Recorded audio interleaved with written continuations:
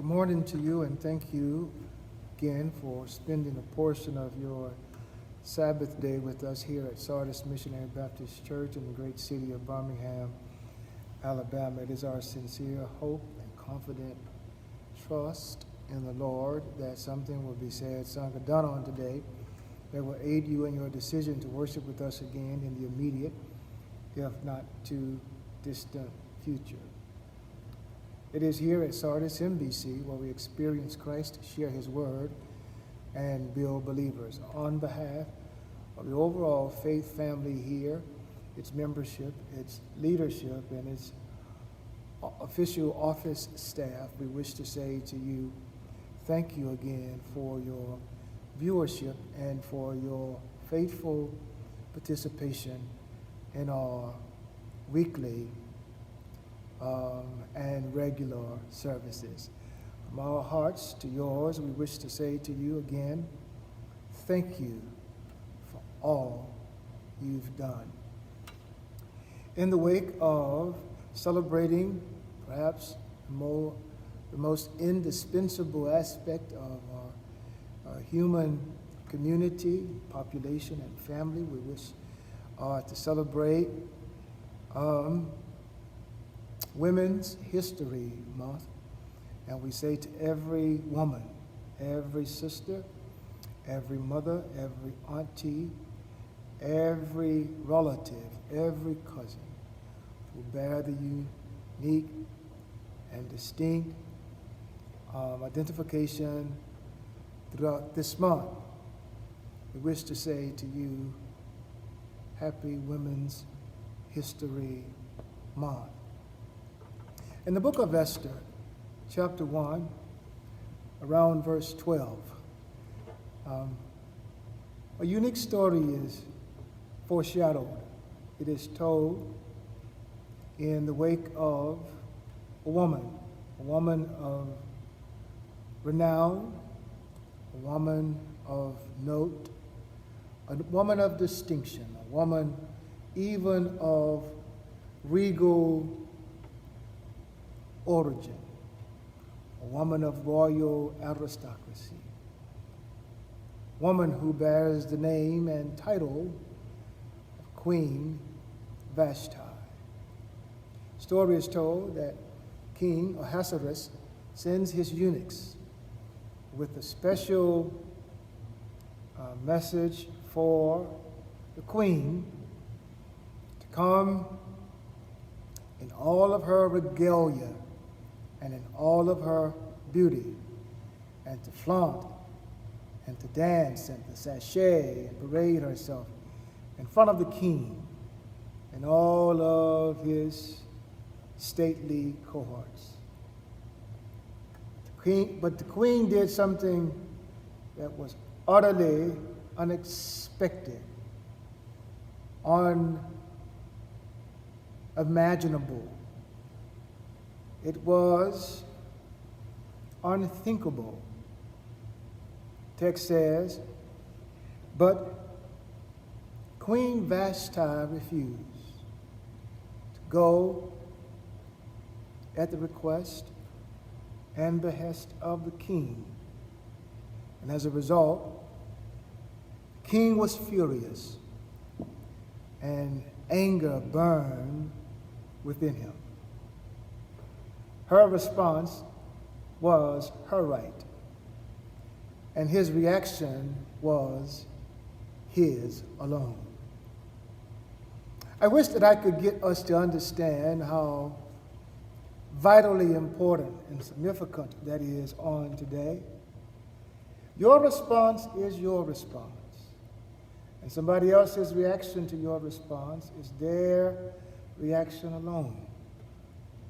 You cannot determine, you cannot save, you can't even salvage all things that have happened in the wake of responding the way you respond. You're only responsible for you, and everybody else's reaction is a moment of their own decision, either to respect your response and respect your right and respect your person as a person who is to be treated as a person of class, of esteem, of dignity, and of a certain type of character and behavior.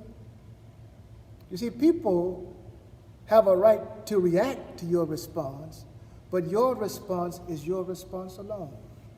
Queen Vashti said to the eunuchs who had come to inform her of the king's wish and command, "The king wants you to come in all of your royal diadem and in all of your royal regal regalement, and to flaunt your beauty and to prance, to parade yourself in front of him and his stately cohorts."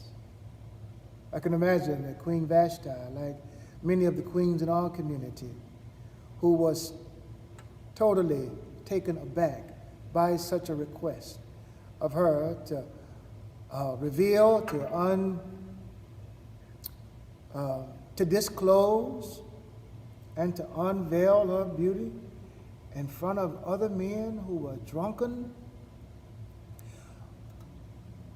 by their own power and perverse displays of power to gratify some unkempt or some unattended to need. Queen Vashti said, "Oh no, champ, not today, not me." Queen Vashti refused. She dissented. She saw the king's request as beneath her. And for her, it was a divine, holy disruption in the calm that as queen she was treated with. And it was a disruption in the perception of who she was as a queen. Don't you let somebody treat you like trash. Don't you let somebody treat you like you don't matter. If you don't matter to no one else, you matter to yourself. Maybe it was the old churches and old communities' way of saying it doesn't matter what somebody calls you. It simply matters what you answer and respond to. But I'll go another further and say, listen, don't let anybody call you what they want.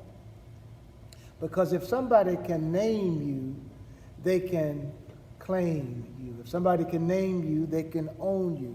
They can dictate your behavior. They can dictate your response. The queen says, no, I'm a queen. And although I understand that the decision that I have rendered returnable to the king may cause me to be deposed and dethroned as queen, I'm willing to take that risk. But I am not going to let anyone refer to me and expect for me to act in a way that is beneath my pedigree. I may be a queen in this province. I may be a queen who has been appointed by an earthly king, but all of us need to know, sisters, you are queens who have been appointed by your eternal and immortal king. That's what Paul calls him. He says he is the immortal king, invisible king. He is the king who lives on forever. And maybe like Paul, Vashti foreshadowed her anticipation and belief that it was not even necessary for her to contemplate if she was going to throw away what was most meaningful and was what was most treasured by her, and that was her own person. Don't you, and I'm trying not to go there, don't you give yourself away to something that is beneath what God intends for you. I mean, just to be clear about what happens when you devote yourself to something other than what God has designed or desired for you, you are really mismanaging what it is that the God of this universe has entrusted to you. Listen. Vashti says, no, absolutely not. There is no way. I mean, the king was full of himself. He was throwing a party throughout all of his province, all of his world. And in the last days of his celebration, he threw a very unique party for the VIP persons in his world. It was at that moment that he wanted to flex. He wanted to show what he had. And he wanted to, brag about his power and who he was privileged or who he had. The eunuchs go off and say, listen, the king wants the queen to come to be adorned in all of our royal and regal regalement. Want you to make sure that your face is made up, as they say today, that your face is beat real well. He wants you to parade and sashay and prance around these men who are drunken by their own power, their own perception of their persons. They are inebriated. And as a result, they have exaggerated and overestimated the power of their own person. But the king that day met with a power that he did not know existed. And that's what's so unique about our sisters. I mean, you have a power, as it is said of God, that others know not of. I mean, have you not seen the strength of black women in our communities, mothers and aunts and sisters, who have dared to defy whatever the dictates were during any specific moment? I mean, tell a woman she can't, and she will prove you wrong every chance. The king on this day met with a power that he hitherto had not known existed. Vashti says to his servants, Vashti says to his league of convoys, tell him no, absolutely not. No way. Of course, she knew what that pretended. She knew what that meant, that she would probably,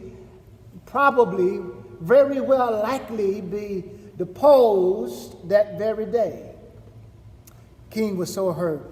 He met with his constituents. He met with those who were in league with him. What must we do about what the queen has done today? They didn't know how to handle her. And brothers and sisters, we can understand that there are moments in our own lives when we really don't know how to handle. Maybe it ain't our business to handle somebody, but we know what it means to not be able to wrap our minds around what it is to be a woman. The king had met with his match, and she said, tell him no. They conspire, they converse, they consult with one another and say, this is what should be done. And after consulting and conferring, she's removed from her place of queen. But she still had what was most important to her. She had the power of owning her own person. And she had the power of living her life with her own designation of what it meant to be a person who is a person in possession of her dignity. Listen, you may become victim to this mean, cruel, hateful world, but don't you give over to it your dignity. She had a right to respond, and she did. She defied. But not only did she have a right to respond, it was not her responsibility to determine somebody else's reaction. And again, before I take my seat, I want you to know you just live so God can use you. And if it means every now and then having to tell somebody else no, it does not matter how large of an event, how big the moment, how bright the light, if it does not meet up with your approval, that if it does not meet with your satisfaction, do like Vashti and say no. Pushes us back into or through the door or the portal into our own personal past and history, wherein Rosa Parks herself, like Vashti, said to the powers that be, no. Vashti said to the powers that be, no. Fannie Lou Hamer said, listen, you know what? I'm sick and tired of being sick and tired. My one and choice heroine, Fannie Lou Hamer said, no, I'm sick and tired of being sick and tired. In other words, she said no to a system that sought to destroy her and that was intent on her destruction. She said no. She had a right to respond. You have a right to respond, but it's not your responsibility to determine how somebody else acts in the face of your response. But know this, and as we conclude today's sermonic moment, that God is always working behind the scene to reroute his glorious design to free his people from what ensnares and or entangles them. You see, all somebody really needs to see in life is, as a woman, they need to see that you have done it. And they will, at that moment, determine that if she can do it, then some other little girl, some other onlooker can say, I can do it too. I mean, we would not be where we are today if it were not for persons who like Vashti, decided that on this day, I am not going along just to get along. She said, I'm going to refuse. I'm going to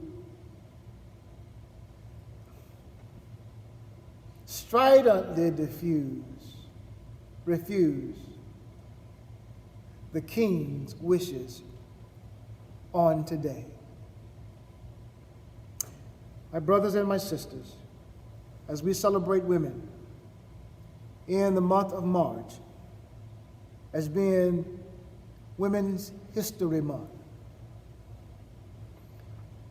I hope you'll take away from this short sermon today your knowledge that nobody can say no like a woman can say no. That's what Vashti did. That's what others in our families have done. They have said no. Anything that sought to denigrate them, to degrade them, to dehumanize them, they've said no. And if you've not come to that moment where you as a woman have thought it option or optional to say no, learn today that you can say no Say no to the wickedness of this world and say yes to what God has innately and inherently given you. Say no to this world and say yes to Jesus. Say yes to God. Say yes to Him being your King of choice. Because when this world puts you down, God is there to pick you up. When you're removed from your place of prominence and power, as Vashti was because she refused, God used her refusal to bring about redemption, to bring about salvation, to bring about honor that was due His name. Say no to this world and get accustomed to saying yes to God. Because when this world seems cold and your friends are few, there is someone who cares for you. The old church would say, Medea would say, He'll come down from the sky. He'll brush the tears from your eye. Because you are His child. That makes you queen already.